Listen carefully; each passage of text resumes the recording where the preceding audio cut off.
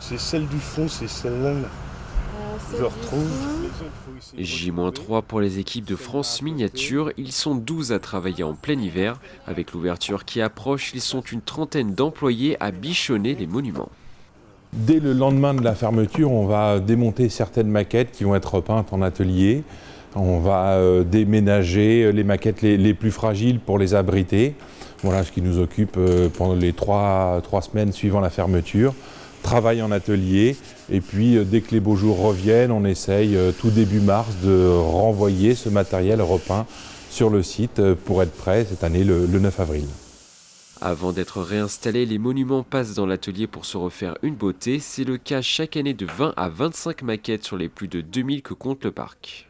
Ici, on ne construit pas de maquettes, on fait des petites réparations, on fait beaucoup de peinture. Une patine, ce qu'on appelle, c'est la peinture extérieure sur une maquette, elle va raisonnablement tenir en extérieur pendant 4-5 ans.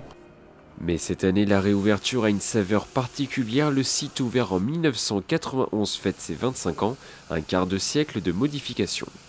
En 25 ans, il a beaucoup évolué. À son départ, il ne se consacrait qu'à la France et des maquettes. Et début des années 2000, dans l'idée de divertir un petit peu plus nos visiteurs, le parc a installé 8 attractions pour pouvoir avoir un moment de défoulement, un moment plus loisir au milieu de la visite. Et depuis 3 ans, nous installons au milieu de la visite, au milieu des maquettes, des animations interactives et pédagogiques qui nous permettent de raconter la France d'une autre façon, d'aller sur le domaine de l'industrie, une grotte préhistorique, un chantier de fouilles.